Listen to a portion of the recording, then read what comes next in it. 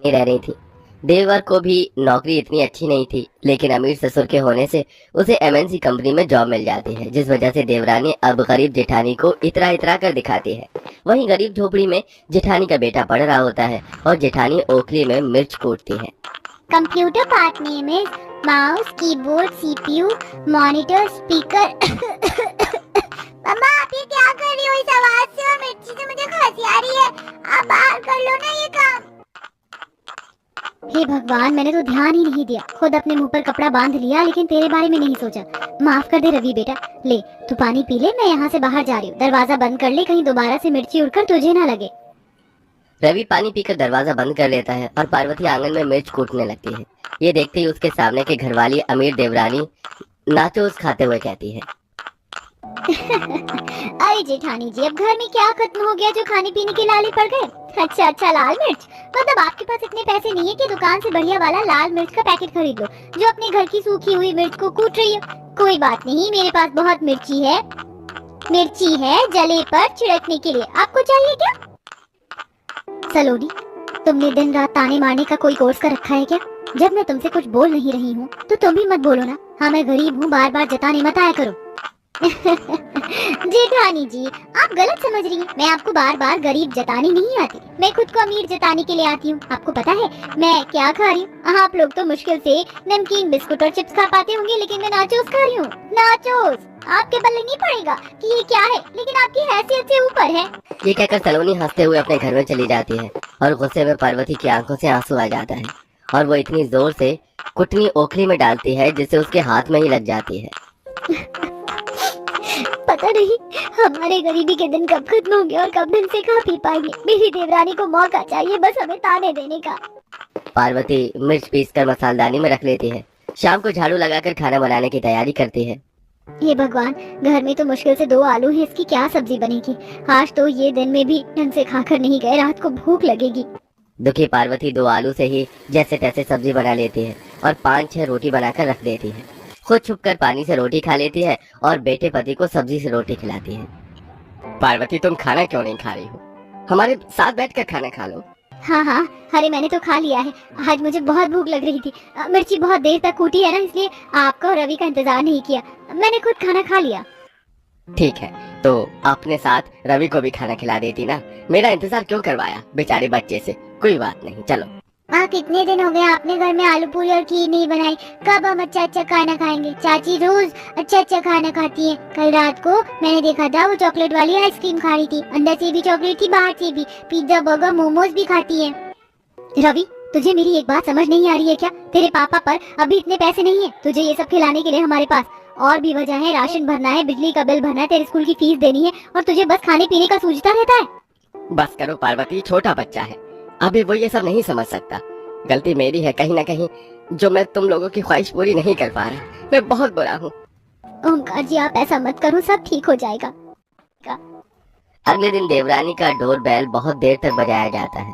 जोमेटो वाला बाहर खड़ा था। ये सुन पार्वती भी बाहर चली जाती है। इतने में सलोनी दरवाजा खोल जोमेटो वाले से खाना लेती है तो वहाँ भी अपने बड़े से रईस घर के बारे में बात करने लगती है और जेठानी को छोटा महसूस करवाती है। अरे जेठानी जी, आप मेरे पार्सल से कुछ चाहिए? उप्स, मेरा महंगा खान पान आपको हजम नहीं होगा। आप तो सस्ता खान पान करती हैं, जैसे कि सूखी रोटी, मामूली से आलू भुजिया, लस्सी, रोटी। अच्छा, मैं चलती हूँ, बाय। सलोनी पार्वती को सुनाकर चली जाती है। एक बार फिर पार्वती की आंखें भीग जाती है। अगले दिन आज घर में कुछ भी नहीं है, क्या करूं? 10 की सब्जी तो नहीं आएगी। रवि को किससे खाना खिलाऊं?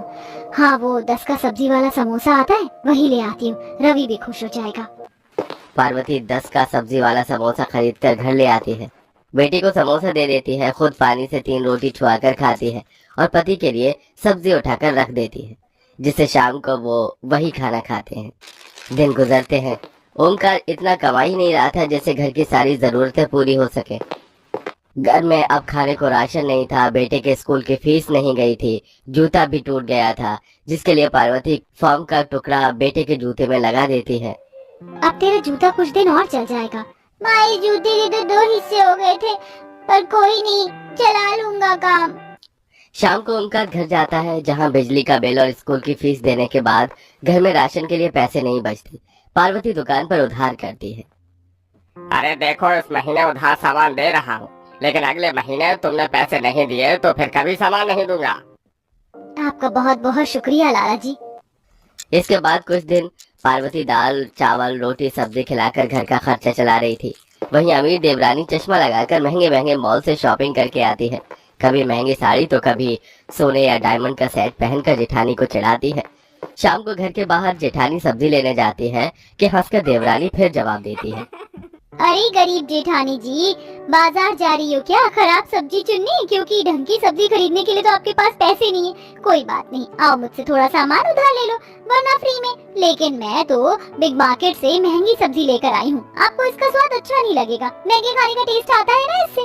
महंगे से याद आया, कल आपके देवर की छुट्टी है, मैं 5 स्टार होटल में खाना खाने जा रही हूँ। आप लोगों के नसीब में नहीं है तो कोई बात नहीं, मेरे है। अच्छी बात है सलोनी, हमारे तो ऐसे दिन नहीं। तुम तो कम से कम खुश हो, अपनी खुशी अपने तक सीमित रखो, कहीं तुम्हारे बोलने से तुम्हें तुम्हारी नजर ना लग जाए। ये कहकर पार्वती अपने घर में चली जाती है और सलोनी का मुंह बन जाता है। दिन गुजरते हैं, पार्वती के बेटा उससे पैसे मांग रहा होता है, लेकिन वो नहीं देती। सामने रवि को अपनी चाची के घर से बहुत अच्छी खुशबू आती है। घर में घुसकर देखता है कि पिज्जा है, तो झट से पिज्जा की एक स्लाइस उठाकर खा रहा होता है। इतने में सलोनी ये देखकर उसे थप्पड़ मार देती है। हिम्मत कैसे हुई तुम्हारी मेरा इतना महंगा पिज्जा छूने की? निकलो यहाँ से। चाची ने मारा, चाची ने मारा। रोते हुए रवि अपने घर जाता है।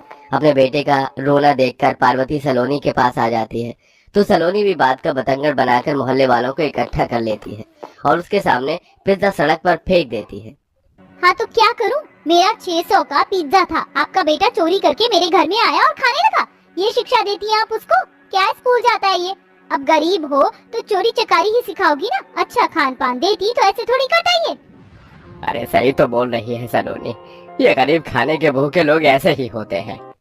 इतना छोटा बच्चा चोरी कर रहा है पार्वती, तुम तो कुछ नहीं कहती अपने बेटे को।